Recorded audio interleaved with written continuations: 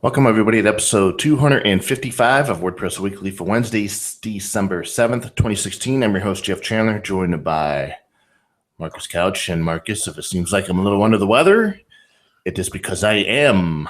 Just recently came back from WordCamp US, where there was about 2,000 people, and, something was going around, and whatever it is, I got it. Yeah. Yeah, you always get that at WordCamps. I don't know what your deal is. Your immunity system needs to it's that working at home thing. I get that too. You know, you get out, you get amongst the people, and all of a sudden you're shaking hands and taking selfies and having everybody breathe on you, and before long you get symptoms like what you've got. So I wish you a speedy recovery, my friend. Yeah, so it's been a while, man. Great to talk to you. How things going in your life? Pretty good. I got to just say goodbye to one of my old former clients. That was a huge problem, which is a good relief. And the night gig is working out very well. So far, so good. Awesome. So as I said, first of all, I want to let everybody know, we'll talk more about this next week's episode, but WordPress 4.7 was released yesterday. This release has all kinds of goodies in it. The REST API content endpoints, which many developers are very happy about. The 2017 default theme, which looks awesome in mobile view. Mel Choice did a wonderful job designing that theme. And there's all kinds of other enhancements as well, especially to the customizer, which, believe it or not, is the focus of today's show. And WordCamp US was a great time. Had a chance to learn more about the customizer. There was Matt Mullenweg's State of the Word. The venue was awesome. The people were awesome. The sponsors area was cool because that was a happening sponsor area. There were people there all day long. Like I said, close to 2,000 people, but the Pennsylvania Convention Center is so large that even with 2,000 people, it seemed the convention centers still seemed large. I mean, I think we could have had the WordCamp just in one of the hallways. That's how big the convention center was. But the event ran smoothly. I had a great time. Spent most of my time in the hallway track. Of course, as these WordCamps go, there were some people I would have loved to meet for the first time. Didn't get a chance to. Didn't even see them as walking around, passing by. But overall, just a great event. And we'll talk more about that coming up next week. But as speaking of the state of the word, there were some things mentioned. Well, actually, Marcus, you watched the live stream of the event. How was it? It was very good.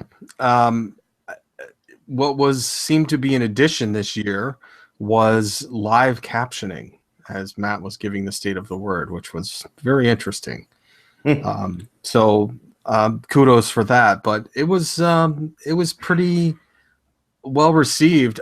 I will say, though, you really couldn't hear any crowd reaction at all. It was just crickets the whole stream. It just didn't seem like maybe the microphone was isolated from picking up any crowd noise or anything like that. But it felt like he was giving the speech in front of 20 people. It didn't seem like there was a huge crowd. How big was that room? The room was packed. The line, really? I mean, that room, there wasn't an empty seat in that room. And now you mentioned that, and I do remember some people asking via the live stream, it sounds like nobody's reacting in the room. Is it true? And outside of a couple of moments where people clapped because of certain things that were said, that was about the only reaction. I mean, there wasn't jubilee or wasn't a lot of reaction outside of just clapping for a few moments. And I'd have to go back and watch the 2015 State of the Word, but maybe you're right. Maybe the audience was a bit more subdued this time around, which is odd because there were a lot of exciting announcements made by Matt Mullenweg concerning the release schedule for next year. It's thrown completely on top of its head. We're not going to have 3 planned releases next year. We're just going to have 3 focuses, and whenever they get to a point where they can ship, he's going to ship them. And there's all kinds of cool things like that, and I'm not sure why it appeared to be crickets in the room, but I guess that's just the way it was. Yeah, and I thought some of the audience questions were a little weird too. Like why do they call you Photo Matt? And what's the outlook for a WordPress entrepreneur, and just some weird kind of questions that it seemed like they should be geared more towards the release or the future of WordPress or where we're going, and it just seemed a little askew. Well, yeah, I mean, don't know what happened there. But by the way, if anybody missed the State of the Word, it is now available on WordPress.tv. So go check that out, give it a watch, and let us know what you think. So one of the focuses that Matt talked about that are going to have more eyes on next year is the customizer. And there's been a lot of talk within the last couple years, actually, around this feature called the customizer. Started off as the theme customizer, and it's evolved to be able to provide live previews for many different things. And I thought it would be great to have two of the main component maintainers on the show to talk to us about the history of this feature in WordPress and perhaps the future and what the plans are for it. And here to join us, at least, is one of the component maintainers, Weston Reuter. And Weston, man, thanks a lot for joining us on the program today. Thanks a lot for having me. So we're supposed to have Nick Halsey on the show, but I believe he's having some connection issues. So hopefully we can get him to join in later on. Hopefully the pressure's not too much on you, Weston. Well, I do also have the cold that you picked up. So if I'm sounding about a little off, then that's why. So it's okay. The extra bass is good for podcasting. Good to know. So let's start off in the beginning. Before we get into the customizer, why don't you inform our audience how you got involved with WordPress? Yeah, it's been over 10 years since I started. Wow. It's probably 12 years that I've been developing with WordPress. And I started out in a computer science program, didn't do WordPress from the beginning, but as I was, rolling my own CMS over and over again, I encountered WordPress, and I really liked the tools that it provided out of the box and how I could quickly get new sites set up for clients using WordPress. And in spite of the warts that WordPress has from a computer science perspective, there's a lot of opportunities to improve it. And that's why one of the reasons why I contribute is because it's not yet perfect. And so a lot of things like Customizer, I think, hold so much promise for users that I'm excited to contribute and make it better for now over a quarter of the web. Have you, in your experience, have you come across software you deem perfect? Is there such a thing as perfect software? I think it can be perfect for a very short time. Yeah. As soon as it's first designed, and then it gets warts, and it has some backwards compatibility issues and things that are design decisions that the developers regret. And so I think the idea of a perfect piece of software is not realistic, and so ultimately it's always a work in progress. Yeah, there's always one more thing to add or fix or change. That's the nature of software development. Mm-hmm. So the customizer, it's this cool feature in WordPress that allows people to live preview changes on the site, and it's gone through a lot of evolutions. But take us back to when the feature was initially created and committed to WordPress core, which at the time it was just for themes. It was called Theme Customizer. Give us some history on how it came to be, on how it was developed for WordPress. Yeah, I wasn't involved in the initial development of it. I think it was Daryl Coopersmith and Dominic Schilling and others who were the initial developers of it. Okay. But it was initially developed as a way to preview changes to appearance settings on your site. And so things like the header text color, the background color, header image, background image, and then assigning menu locations and setting the static front page and things like that. So mostly basic appearance settings that you would normally set up when you first set up your site. And after that initial setup, most users who have an established site wouldn't necessarily need to go into the customizer on a daily basis.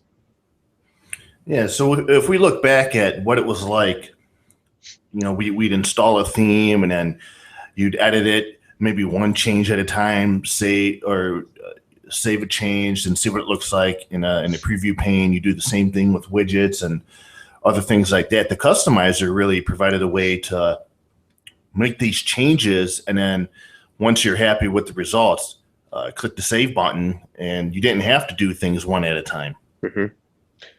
Yeah, there was some support for previewing your header and background image on those admin pages, but the ability to truly preview how it actually looked on your site was limited because the preview was kind of a mock and not actually displaying how it would appear on your site. And so a lot of those changes, yeah, in the admin you would make a change and then you have to quickly go to the front end to see if it looked okay. If it didn't look okay, to go back to the admin, make the change again, and then back and forth. And if you have a site that's getting a lot of traffic, then those changes are live for all the viewers, all the visitors to your site, and they're seeing something that you don't want them to see.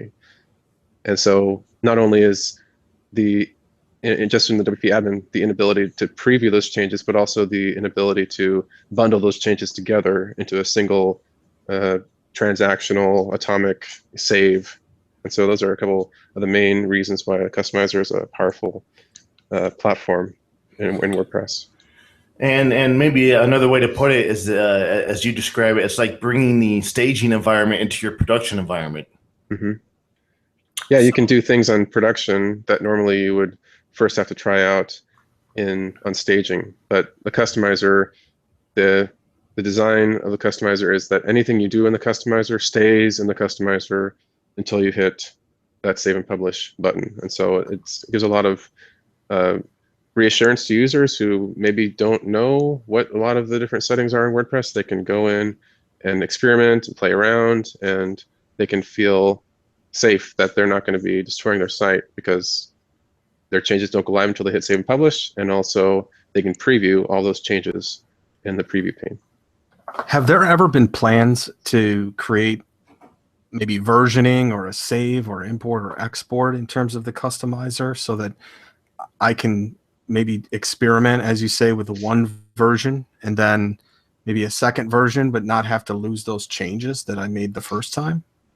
Yeah, actually in 4.7 with change sets, that is actually part of this release. It's kind of an Easter egg. There isn't a UI for it, but if you open a customizer in a new tab and you start making changes, you'll notice the URL in your browser. As soon as you make a change, and you click around, and you'll see the URL update with something like change set underscore UUID, and then this long string of random UUID. And so then you can take that URL, you can bookmark it, you can share it with someone else, you can come back to it tomorrow, and so you can have this. And by default, that stays around for a week, but the intention is to extend that to introduce a full editorial workflow for those customizer changes. So you could actually explicitly save a draft that would stay in existence until you don't want it anymore, or submit customizer changes as pending, and then have someone who has permission to authorize those changes, also to schedule those changes. Those are all part of this infrastructure that change sets is part of for 4.7. Great. I've been asking for that forever. It's great to know that that's on track in terms of being able to be used now, and that there may be a UI for it down the road. And the customized snapshots feature plugin is where a lot of this the infrastructure for change sets was developed, and those UI features are part of the snapshots plugin.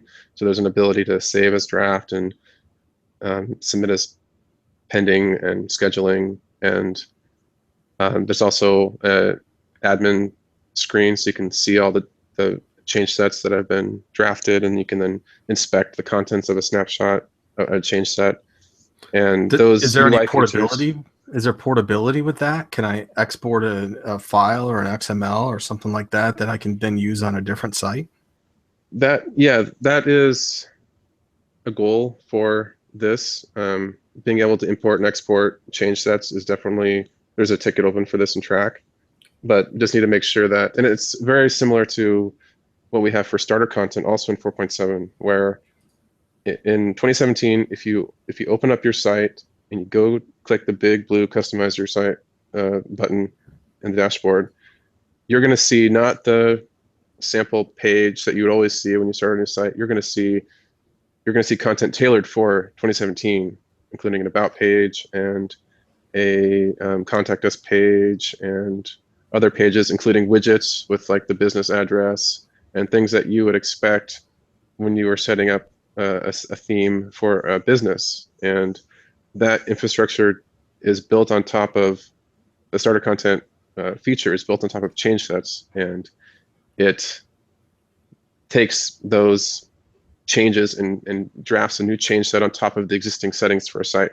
So for being able to import and export those changes is building on that idea. And in the next release, we're hoping to be able to import those starter content settings for an existing site, because right now it's very much only for a fresh install, and the starter content can't be loaded up if you have existing content on your site. Otherwise, it would override what you already have. So in the next release, we're looking to add a UI for not only being able to select between multiple sets of starter content if you have different verticals that you're wanting to target, but also to be able to selectively decide, yes, I want this about page. No, I don't want this sidebar widget area to override what I already have, and so on. And that conflict resolution between the change set and what you already have on your site will go hand in hand with being able to import and export settings across sites. Great. So you helped us. 4.7 has a lot of cool features related to the customizer. But before we get to those, you created this cool timeline, and it was neat to see just all of the work that's gone into the customizer. And since as far back as WordPress around 3.8, 3.9. So WordPress 3.9 added widget management to the customizer. WordPress 4.0 added panels, custom HTML5 controls, contextual controls. And then in 4.1, we have JavaScript API, JavaScript templated controls, new media controls, 4.3 menu management, and you're able to customize your site icon. And then in WordPress 4.5, we have selective refresh, device preview, so you can see how the site will look on various tablets. And there's the custom logo. And in 4.6, we have the validation model and control notifications. And then in 4.7, which was released yesterday, we have starter content, video headers, custom CSS, edit shortcuts, and change sets with drafted pages. So that's just in a nutshell what's gone on with the customizer. In fact, there's more to come, but wow, it says you guys just it's like nonstop. Yeah. And one of the major things that we've been working on that isn't part of this is the Customize Posts plugin, which allows you to manage posts and pages in the customizer, just like you would do for widgets or map menus. And that paired with the starter content in 2017 is really powerful, because if in 2017, you get the starter content with these default pages and posts created for you, but you can't actually modify the titles or text or featured images for any of these starter content. You have to save and publish and then go back to the WP admin, then modify. But if you have this feature plugin installed, you can modify the content.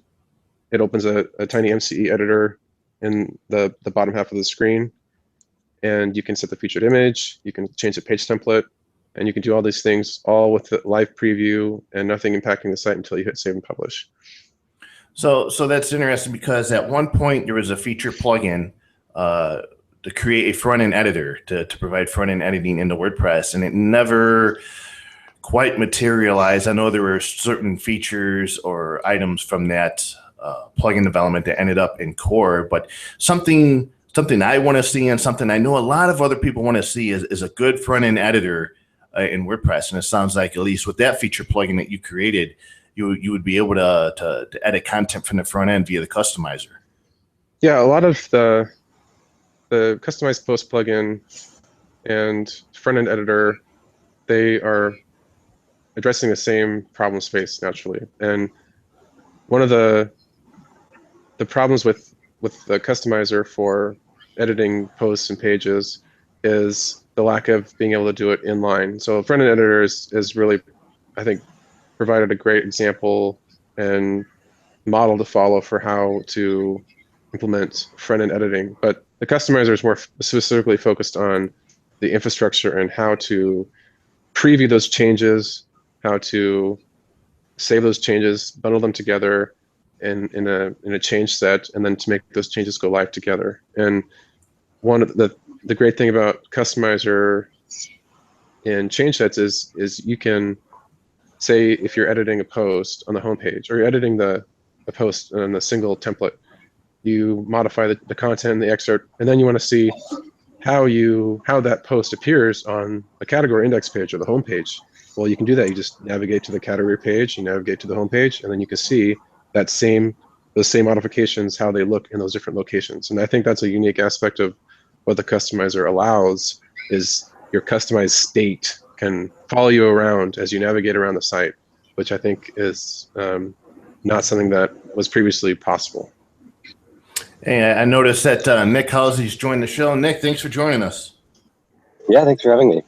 So, I mean, we're just kind of in the nitty gritty here about the history and the evolution of the customizer. But do you have any thoughts in terms of the customizer as what we were just alluding to, and sort of this using the customizer as a merge between front end and back end in terms of content editing?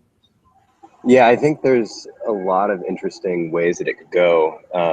And actually, with the front end editor plugin, we had sort of talked between the teams working on that and the customizer, I think like 2.5 years ago now, about sort of long-term bringing those two things together somehow. Mm-hmm.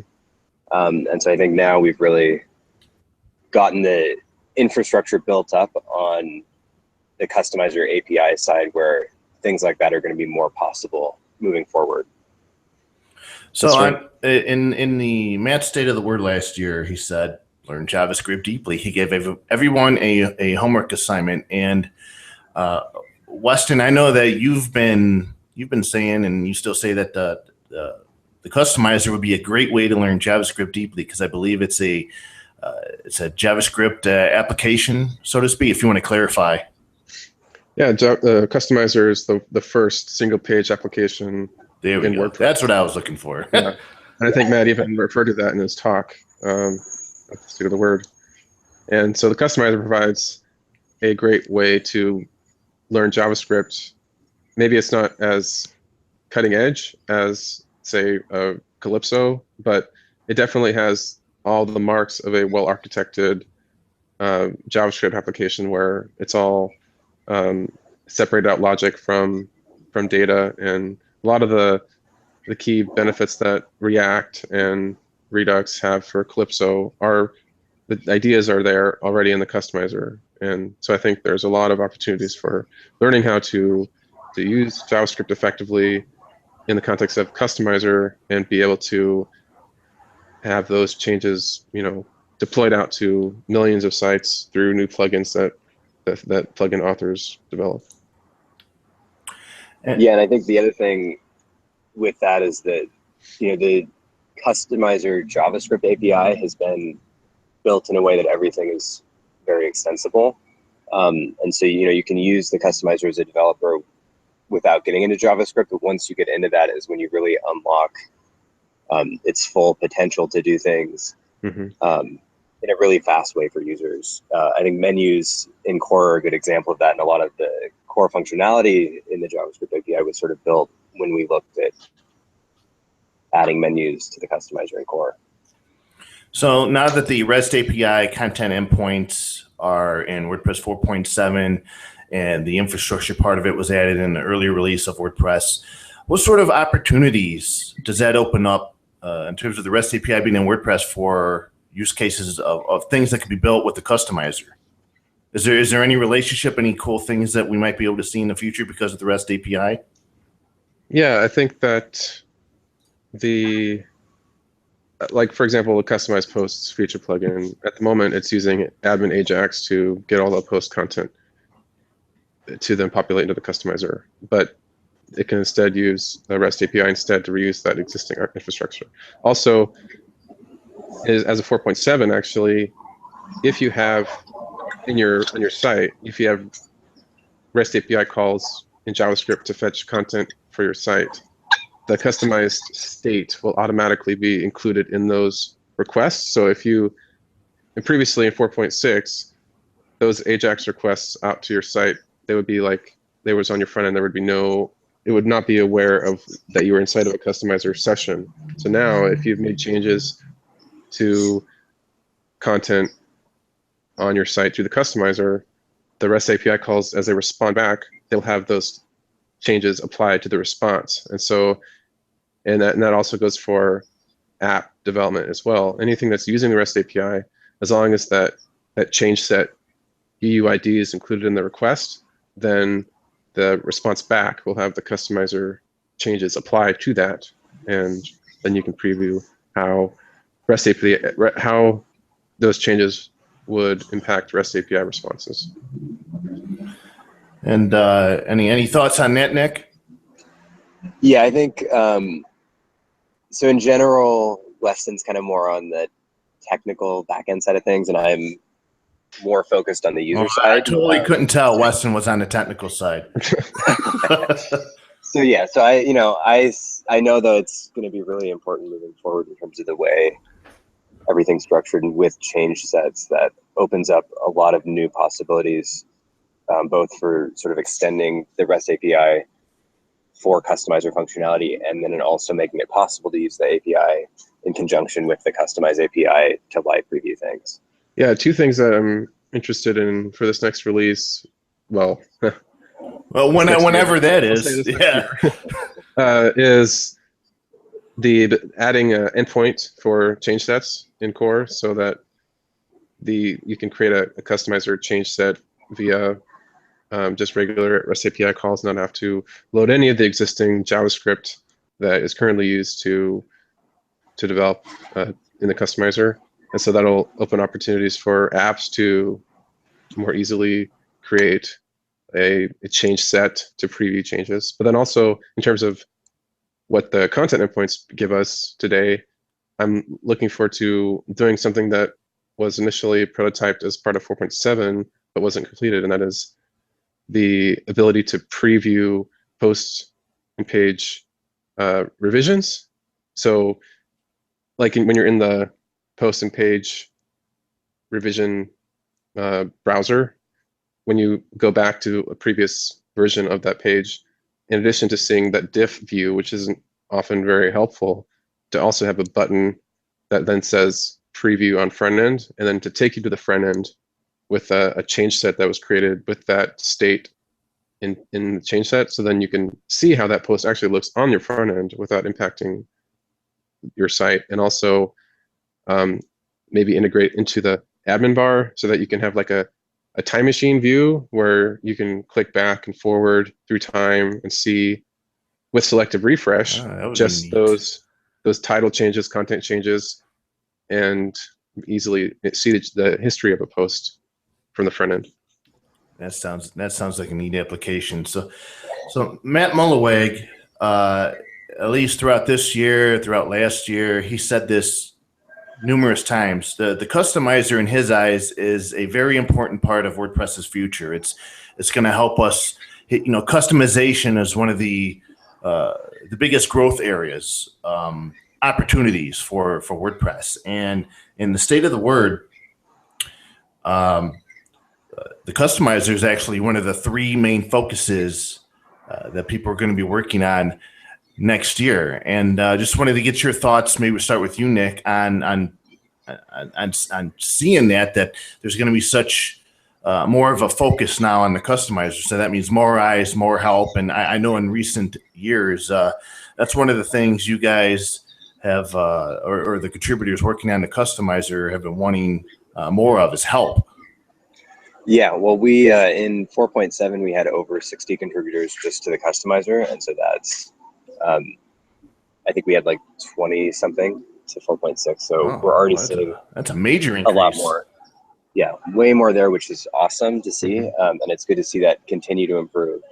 One of the big things is that I think we should start thinking of it a little bit more broadly and in terms of live preview as opposed to just the customizer.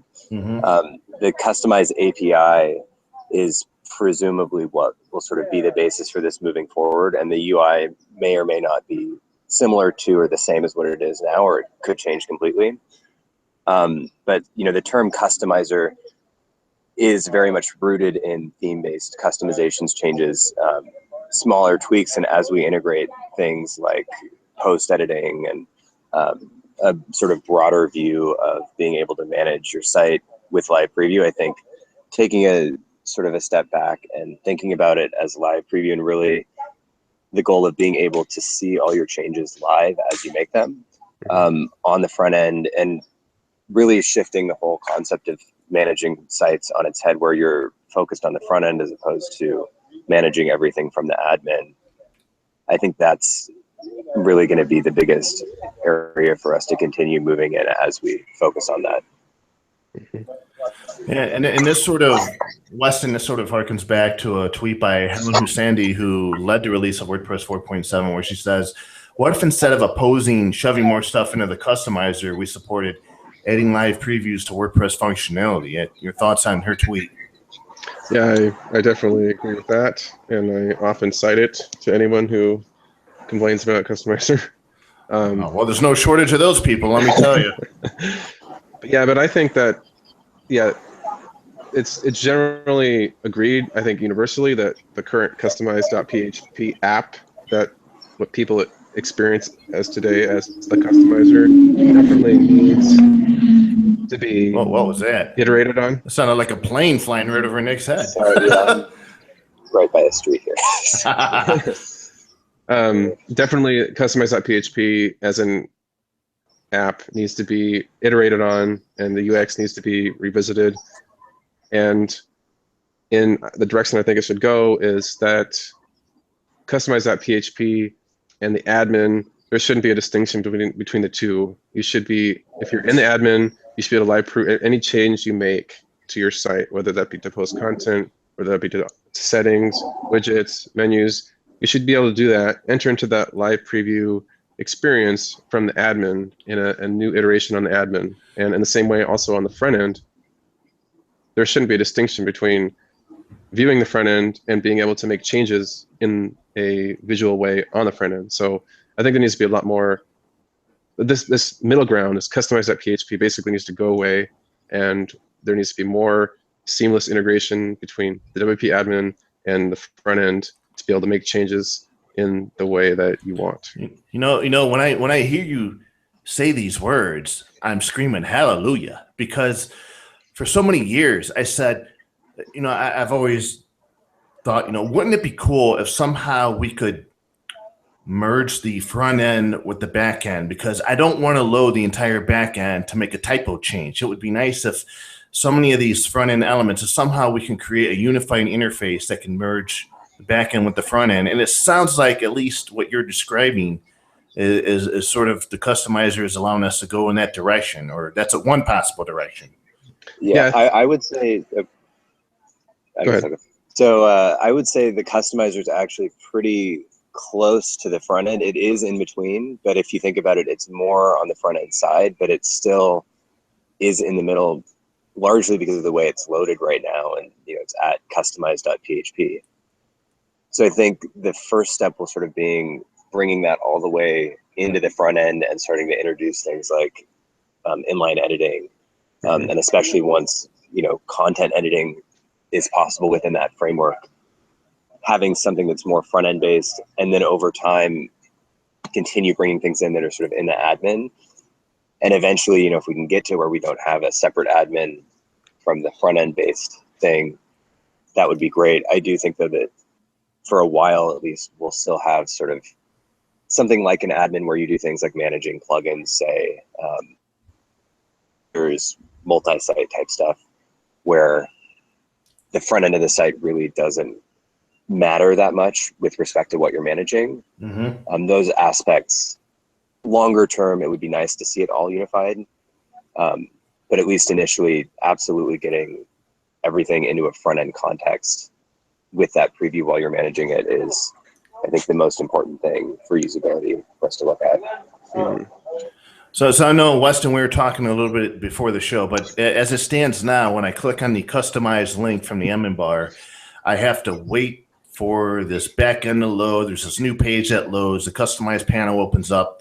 Are you saying that there's a possibility to where I could just, I think it'd be really nice if you just click customize and boom, there's the panel. You can start editing right away. I mean, that in itself would be a huge improvement over what we have now.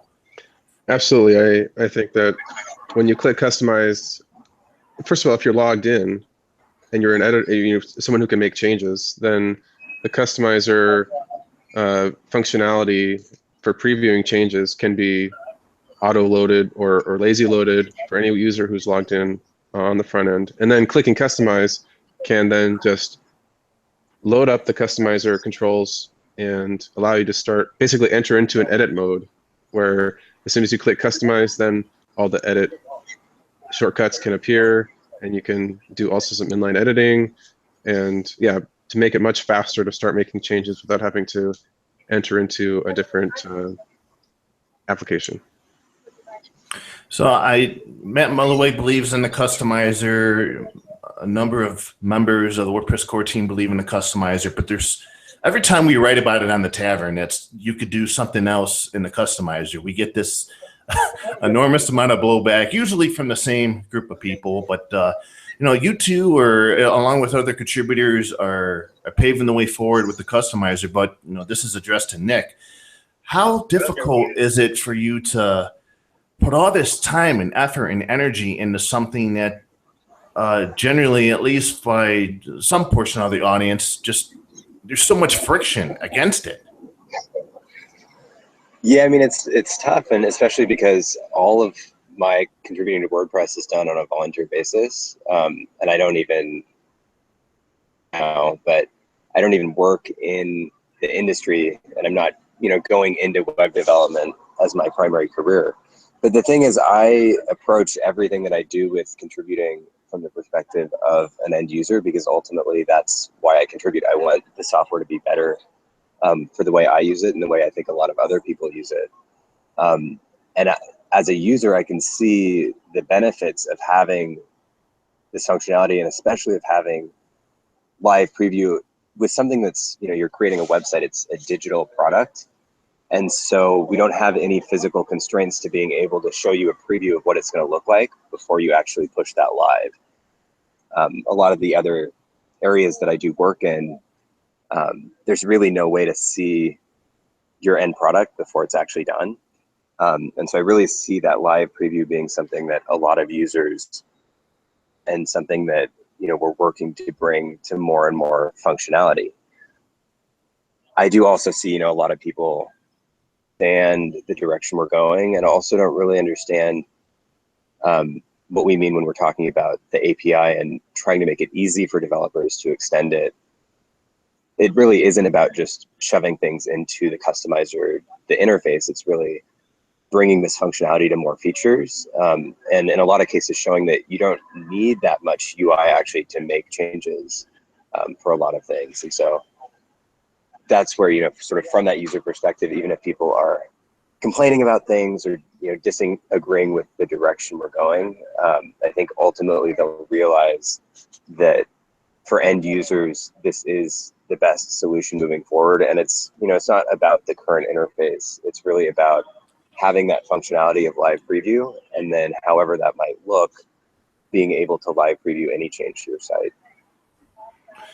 And I'll also pass that question on to you, Weston. I know we talked about it briefly at WordCamp US, but there's so much blowback and friction from a subset of the community about the customizer and continuously adding things to it and being able to live preview things. What's it like to put so much time and energy on a part of the project that people believe in, but a lot of others don't? I mean, it's got to be hard. Yeah, it can be discouraging to have so much pushback, but it ultimately, we use Customizer extensively for our clients, and our clients, especially these enterprise clients, they demand having the ability to preview changes that are impacting their millions of visitors a day. It's just not acceptable for an enterprise grade CMS to have the not to have the ability to preview these changes that are going to impact their visitors. So it's the framework that WordPress provides for previewing and staging those changes. And so it is really, there's no other option in WordPress itself. And I think it's a great option, and it needs a lot of work still, but it's if we can get past these early years of Customizer and build upon it, I think it'll be a great centerpiece of the admin experience for WordPress in the future. Yeah, and I might pass this back to Nick, but what do you think has contributed to this perception that people are still hanging on to, that the Customizer is just a place to shove all WP admin stuff into? That seems to be perception that people have stuck with, even though it's sort of evolved beyond that. I think people are viewing the Customizer still as a good way to manage things like color changes and header image, background, a lot of the functionality that it originally shipped with. And a lot of that is stuff that building sites for clients don't see as valuable, because those types of things are, that's functionality that they would probably set up and then hope that their users wouldn't actually be changing those things. And so they don't really see the point of it even in the first place, because, well, if these things aren't things that I want them to be changing, why should they have access to change them? Well, first of all, if you are in that situation, the Customizer has a very detailed set of capabilities. And so on a per option basis, you can give different user roles the capabilities based on the exact things you want your users to actually be able to change. So if you're building a custom theme, you don't need to give them the color options, but to think that they won't ever need to change their menu is maybe not accurate. So really enabling businesses to manage their own content, and that's where I think a lot of the work Weston's doing, with customized posts. Bigger clients, they want to be able to see it, their users too, even though people are building sites for them. So. I'm just curious, between the two of you, I'll take this survey. Have either of you had much experience in dealing with kind of competitor space sites like Wix or Squarespace? Have you had any involvement in the editor or the customizer, so to speak, that they use? I have not. I've seen some screenshots, but my impression is that they provide Customizer as their admin interface, and so it's kind of users expect that as their interface for managing their site, a visual style editor to build out and make changes. I've Nick? had to manage a few. Oh. Yeah, I was just going to say, what's your impression of that? Yeah, so I've actually had to manage a few sites or make tweaks to sites on Weebly especially. And so, I've gotten to actually use it and interact with it. And really, it's live preview, drag and drop, sort of the content blocks UI that's been discussed for WordPress before, where, everything on the page is a block, you drag it around, you can manage text. And it's an interesting experience. The live preview aspect of it is great, but it really starts to have its shortcomings in the way the entire system relies on that. And that's why really for all of my sites and where I can for these sites that I'm managing, I'm encouraging them to move over to WordPress, because it might be a little bit more difficult to set up and get looking exactly how you want it first, especially like doing multiple columns, for example, is really a place where those types of site builders excel. But in the long run, actually having your content and being able to change things, it becomes really frustrating to deal with those interfaces where everything is sort of blocky and it's all separate, and so you have to sort of click into this to do this, and it's kind of a fragmented experience once you actually get in to use it. So I think there are a lot of ideas there that WordPress is building on, especially around live preview. But I also think that WordPress is already stronger in a lot of the ways that it manages content. And so I would definitely want to see those parts that are better continue to be better, even as they change to incorporate live preview moving forward. And I agree with that. And I've been challenged with many a project from clients in extracting and migrating into WordPress from those different platforms. But I will say, I was shocked recently going to Squarespace and Wix and some of those other ones as to how far they've come. And for anybody who is stuck in the WordPress bubble, I encourage you to at least look at it. Maybe even look at tutorial videos or something like that on YouTube for these different services and get an idea as to, if you're a designer or a developer or you put WordPress sites together for clients, that's your competition right there. And it's easy to say, hey, WordPress is the greatest thing in the world. But in terms of ease of setup, sometimes I think some of those platforms have an advantage. Now, in the long run, obviously, no. Those aren't things that have portability of your posts and your data and your themes and, you know, some of the other functionalities. But I encourage people to kind of step out of that bubble and take a step back and see what else is out there. Because if we're talking 27%, well, that's, you know, that's a huge chunk that's still not in WordPress. So it's interesting. I just wanted to get your guys' perspective on some of those other platforms and how they compare in terms of the customizer. Yeah, and I think for me as a user, I think it's interesting just how much market share WordPress has because of that. People who are interested in making it better and starting to look at what other people are doing. But I actually kind of hesitate to even use the word competitor because I don't completely see it as an independent thing. Now, when it's a proprietary system, I see that sort of as in competition with the concept of open source. But I think there are a lot of ideas. In terms of a web designer, if a web designer is pitching a particular client and that client has their eye on Squarespace, right, I would say that's competition. Yeah, and that's where, if you have people who specialize in WordPress and clients who want to use something else, it can be harder for them. So, it's interesting to see that, but there's a lot to be learned from what they're doing and a lot to be learned, I think, on their end from what WordPress is doing in terms of ultimately coming up with, what is the best way to manage content online. Right.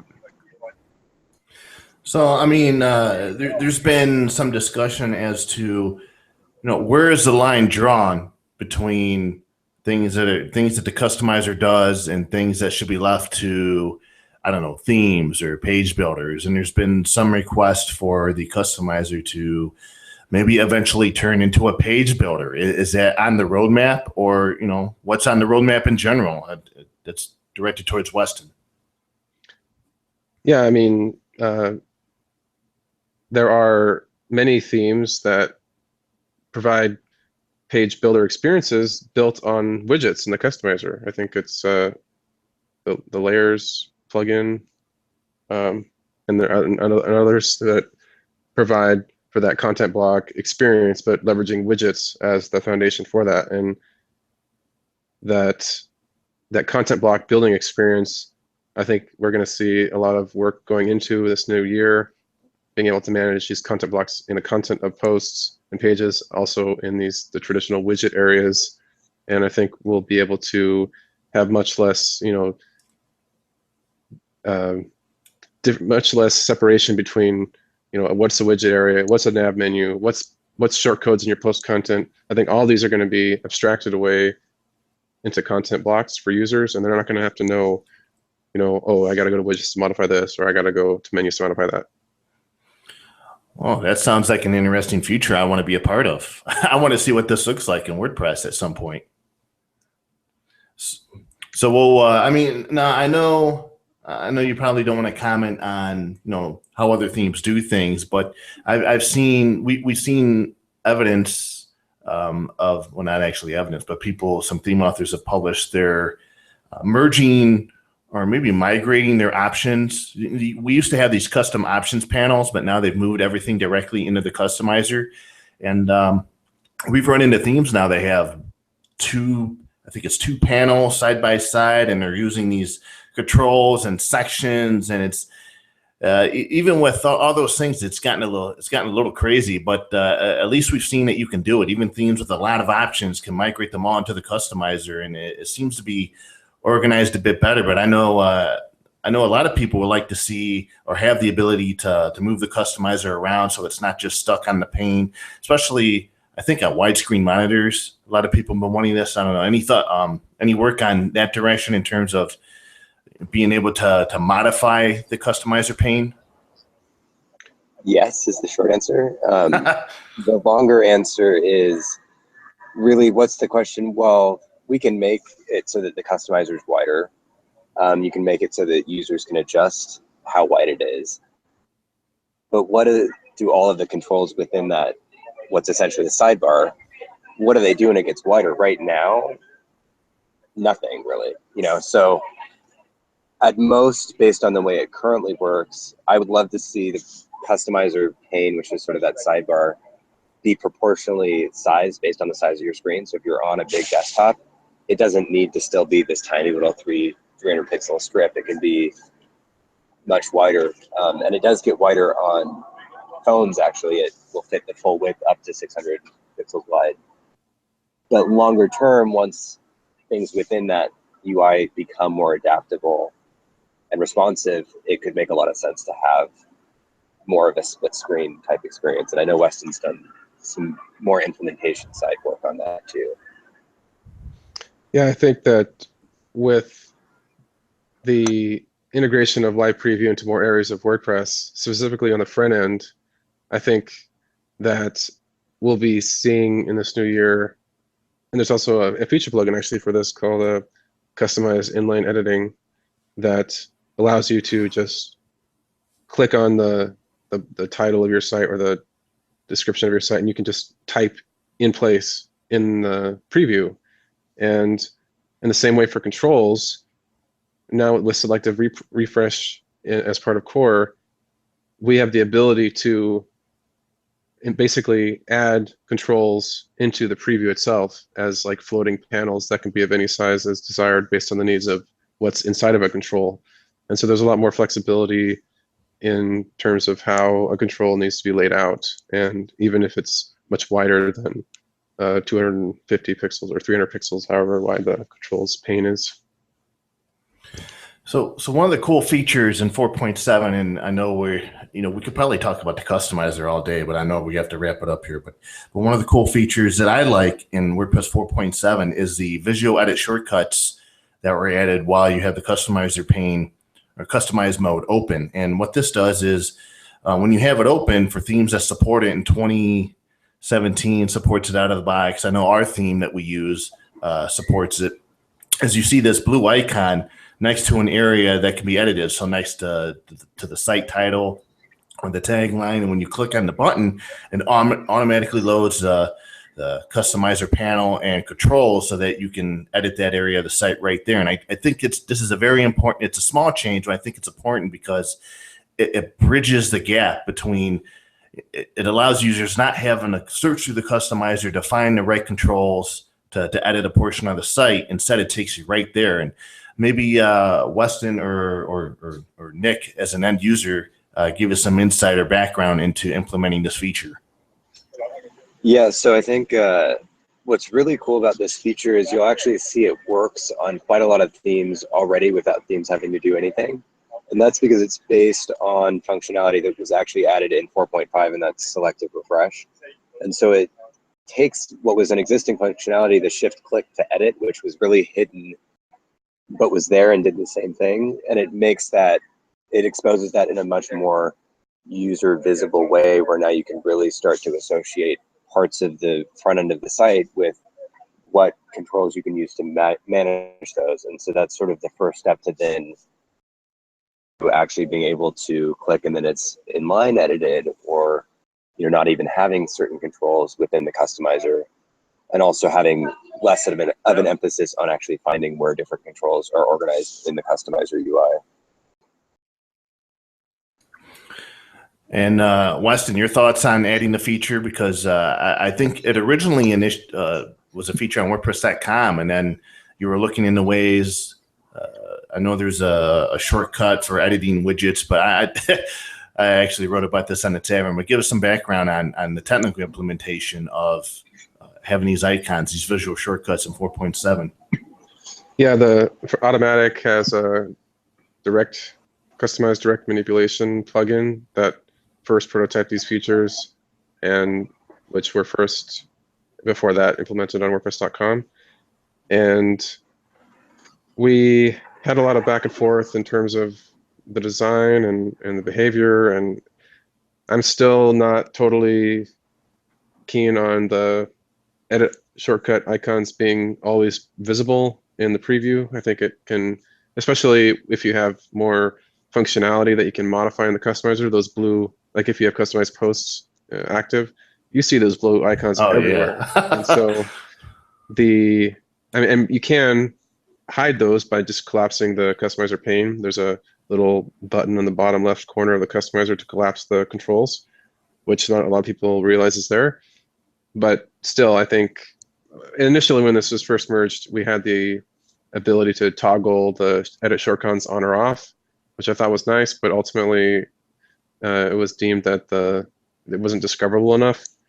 And but the edit shortcuts really, they were one of the main reasons why they were initially introduced was because of mobile. And on mobile or on touch, there's no shift click ability. There's no mouse and there's no hover. And so that was one of the main reasons why this is so important is, as mobile use is exploding, if you open the customizer now in mobile, you go to preview, you can see, even though there's no controls being displayed, you can see all the different elements that are editable right there in the preview. And if you just touch like the icon that's next to the site title, then it'll close the preview and open the controls instantly and focus on the field that manages the title. And then you can toggle back and forth very quickly now in mobile.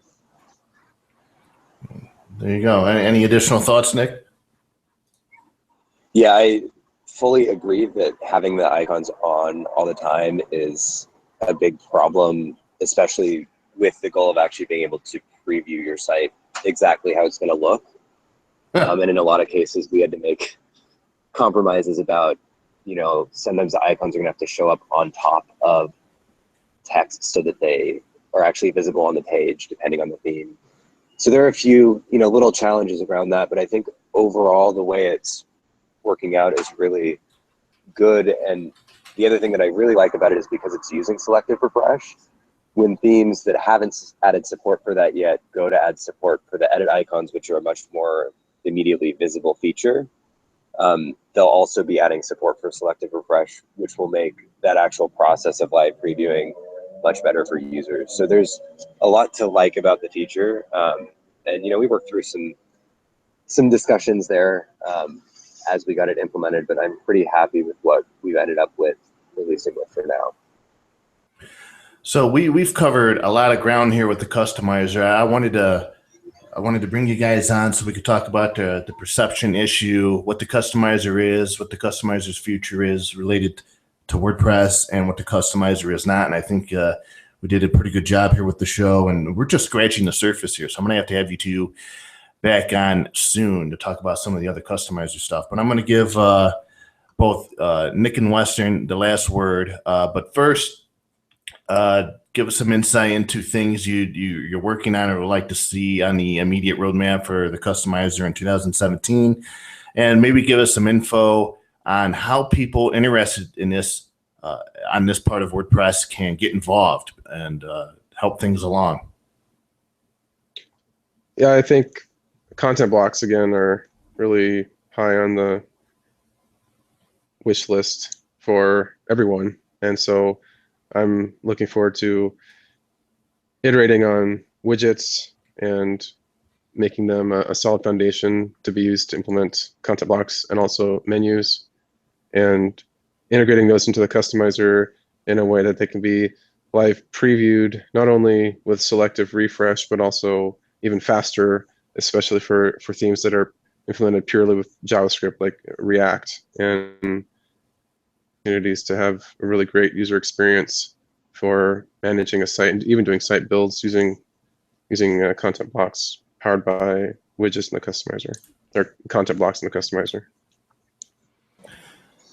Yeah, and I think a lot of that, we're largely on the same page in terms of where we want to see it going.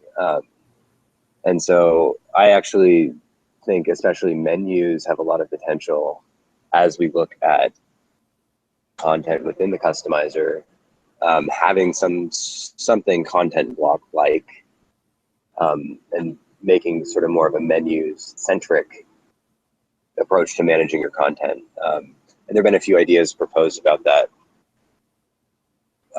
But the other thing is themes and plugins can start implementing a lot of these things now. Documentation around doing that.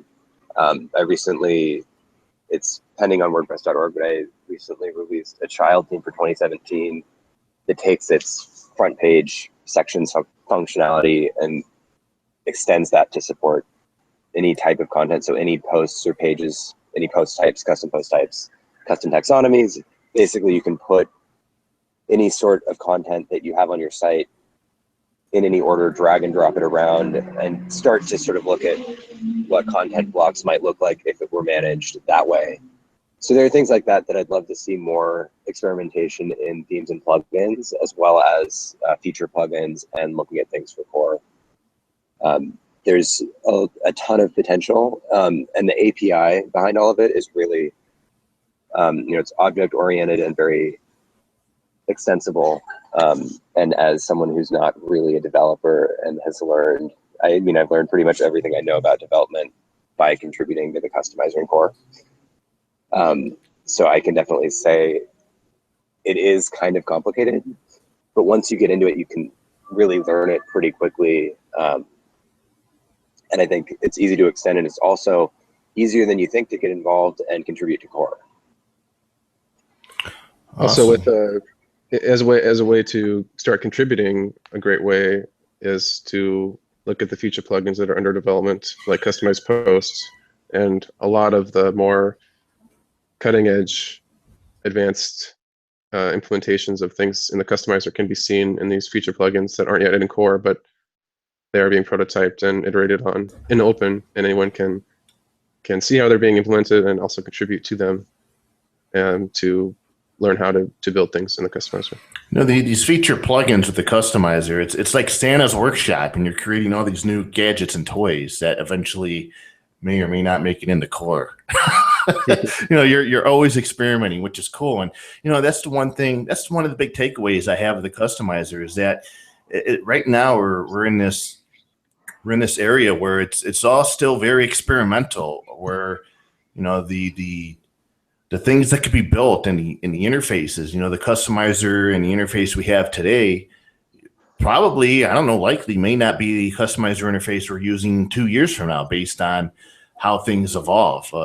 Is that accurate, or am I? Yeah, I think that with what Matt said at the State of the Word, now with customizer being one of the 3 focuses, and also having a designated design lead, we're going to be able to have a lot more movement on improvements to user-facing features in the customizer, which we didn't before because, we're mostly developers, not UX specialists. And so in order to make those changes to core, it really needs someone who knows what users need in terms of how they interact with the WordPress site. So I think a lot of improvements this year in terms of how the customizer looks and feels. And on that note, with contributors, we need a lot of people who are just users. If you have a design background, we need designers. But even just people testing a lot of the feature plugins, people testing new core features with the beta tester plugin even, and giving us feedback. And then if developers are interested in helping, of course we need help there too, and designers. But really anyone can contribute to this, and the more people contributing, the more perspectives that we can consider when we're building new features, I think the better the end product will end up being. I agree. So I want to thank you both very much, Nick Halsey and Weston Reuter, for taking some time out of your very busy lives and schedule to come on the show and give our listeners some valuable insight into the customizer, as it's a very important part of WordPress's future.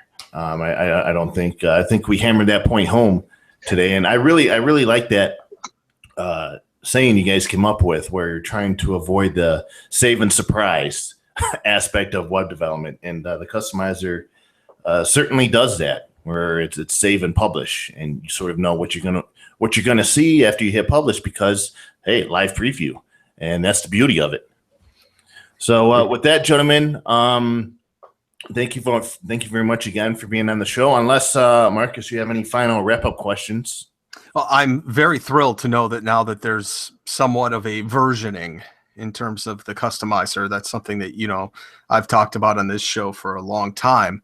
And I look forward to seeing the snapshot plugin and some of the other things that it can do, and the evolution of actually being able to save and transport and use these settings with a degree of portability. I think that's going to help save designers and developers a lot of time, because they can sort of set up a menu ahead of time, set up some widgets ahead of time, and save those within the customizer, and then import those into a brand new install and have everything nearly ready to go.